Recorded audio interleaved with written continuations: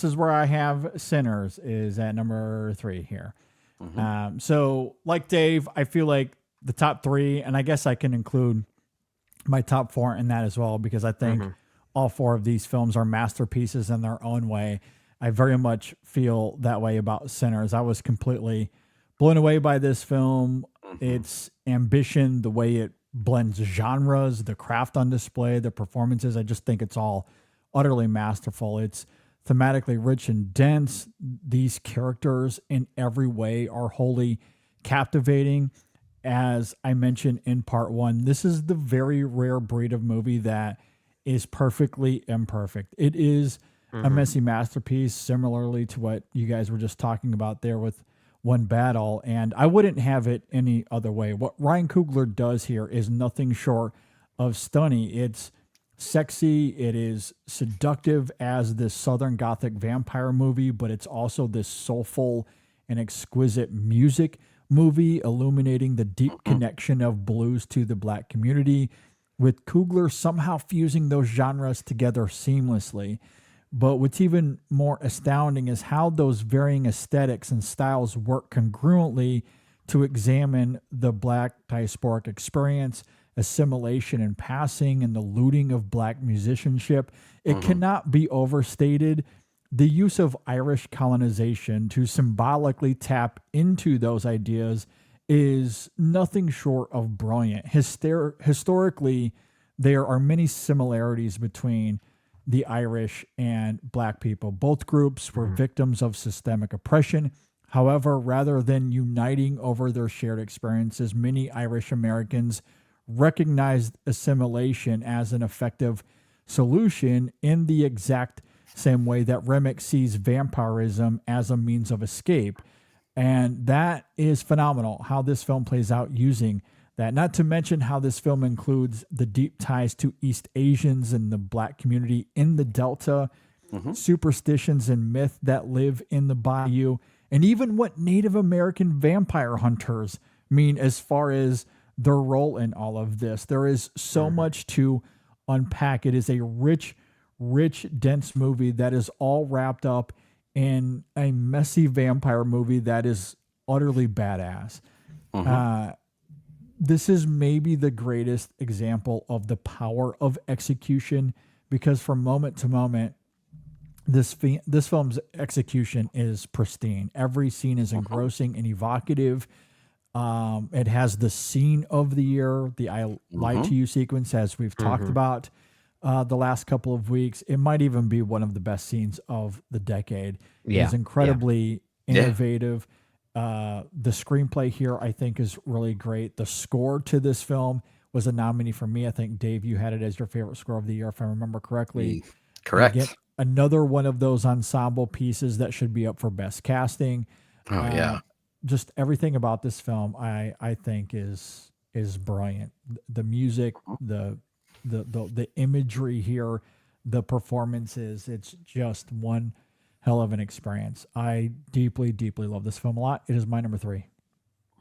Yeah, I love it as well. It's my number 14, and the reason why it's not quite in my top 10, it's probably for the exact same reasons as to why I didn't quite have one battle after another in there, and that's there are moments when Ryan Coogler here also kind of loses a little bit of control, and I need to see the movie again to see if I'm more interested in the stuff that really does work. Like I think about, let's say, the final action set piece of Sinners. When I first saw the movie, I thought that was a little sloppily handled. That was really my biggest reservation about it. But aside, like when it functions as kind of an action movie at times, I don't think it's quite as strong as the other moments in between. But those other moments in between they're almost too good that when I give this movie a second go, I'm probably going to be willing to overlook some of those things. But at the same time, we often talk about this, right, JD, that a director that is willing to go out of their way to trip over their ambitions and make something that is perfectly imperfect, that should be valued. And it's honestly amazing that a movie like this got pushed as hard as it was for such a theatrical window and did so well, and audiences responded to it. Like, if anything, even if it's not in my top 10, I think it might be the best success story of 2025.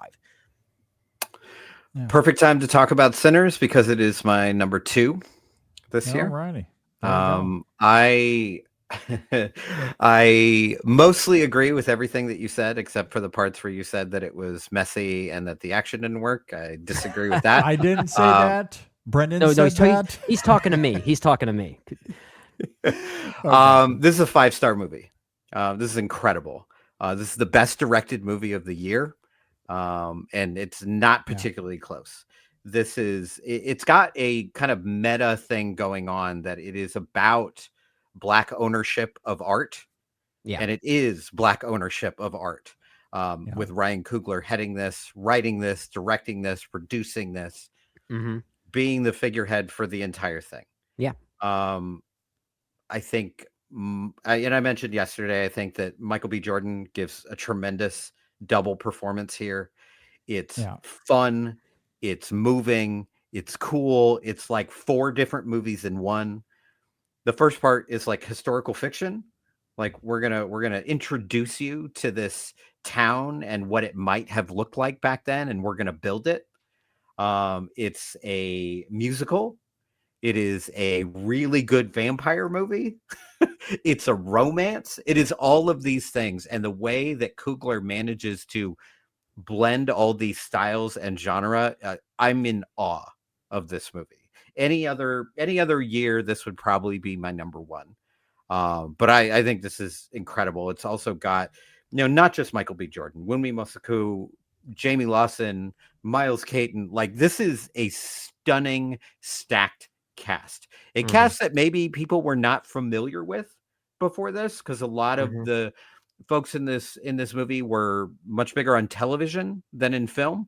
Sure. And that's not even mentioning Delroy Lindo, a thoroughly underappreciated actor throughout his entire career, except maybe by Spike Lee. Spike Lee was really Yeah. the only one who understood the level of talent that Delroy has, and it was wonderful to see him in a really juicy role here. And he's had that with Spike before, but now he's got it with Ryan Coogler, and I think in many ways he's kind of the heart of this movie. He shows that even when your life goes sideways, that you can come back from it, and Mm-hmm. and you have wisdom to give. I just think this movie is wonderful and creative and beautiful, and it's one of those movies that I like feel really lucky that I'm living during a time where I got to see this movie. It is the movie that I keep coming back to this year. It's a movie I saw twice in the theaters and told everyone in my life, like, you must go see this movie, and really, really incredible stuff. And basically 201, everyone was like, at a minimum, this is a really good movie. And most Mm-hmm. people were like, that was amazing. That was not what I expected at all. And I love Mhm. when my faith in a director like Ryan Coogler comes back to pay these dividends, because he's a Bay Area guy. Yeah. That's where I'm from. So every time I hear him talk, I get homesick, because I don't know how to describe it to people not from the Bay Area. But if you listen to Coogler talk, that's how everyone talks in the Bay. Like, Yeah. it's his cadence, it's everything about it. And so, watching his career from the very beginning, from Fruitvale Station on, it's been really Mhm. rewarding to see him not only continue to make great movies, but he's expanded what he can do. And this is the ultimate expression of who he is as a director. And it was just, Mhm. I do wonder, like, where do you go from Sinners? Like, I don't know what you do next, but I'm excited to see whatever it is. I will be there day one. I hope Yeah. it's a musical Yeah. at this point. Yeah, I would be Yeah, fine and with it might that. be. Yeah. Yeah, I bring think that'd be Ludwig a lot of fun. along, and let's get it done. And that's like this is really just a great Mm. music movie. And I want to comment on Yes. that once again because we get a lot of movies about music in some ways, but blues music especially is not really represented all that often, Mm, especially classic blues music. I mean, right. like right down to the ending cameo featuring Buddy Guy, the Yeah. music of Muddy Waters, excuse me, or BB King, like these classic greats, Yeah. Louis Johnson. Like we rarely see any form of medium really go back that far, right? Yep. And I respect that a movie is willing to kind of educate us on that. Yeah. Yeah. Absolutely. It's such a good movie that one of its best music moments isn't even blues related. Like, it's Yeah. Unbelievable how good this movie is. Yeah. Yep. Yeah, and Almost I'll like that. reiterate because I don't think I mentioned it, but Ryan Coogler also my winner for best director of the year. I absolutely love what he does here. Yeah. Ludwig Göransson, pretty good. Guys, Göransson, not yeah, bad. And best also, score. like, shout out to Miles Caton, who like took 3.5 months to learn how to play the guitar for this movie. That's insane. And convinces you he's some type of prodigy. Yeah. exactly. And you believe it. Do you know how crazy that is? Like, you could give me 30 years and I would not be at that level. 3.5 months? Yeah, get out of my face. You got to be kidding me. And I say this as the musician of the three of us. It's just stupid. It's mean that he's able to pull that off. Seriously. It's so good. Yeah, and then really, to really sing good. that song the way he does. Oh my God. And it's like moment of the year. And that's the impressive thing is everything leads to that song. So it has to be amazing. It has to be perfect. And the fact that they pulled that off, like it's literally a song that is supposed to, open up the universe for essentially time travel and vampires and everything else. Yeah. And you watch it and you're like, yeah, that makes sense. Totally. Yeah. I hear it. You just believe it. Yeah. Incredible. I mean, I might have given him best director just for that scene alone, let alone the rest of the movie. Deserved. I was totally blown away. I mean, easily my favorite scene of the year. Yeah, the second someone shows up with that electric guitar looking like they're part of Parliament Funkadelic, it's like, oh yeah, this is my jam. This is my jam.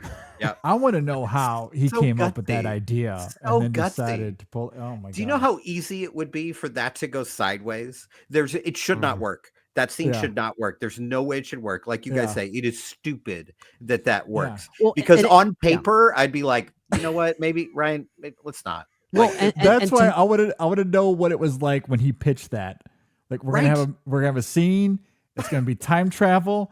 There's gonna be dancers from the future and a DJ and a rapper and all this stuff. And you're like, what?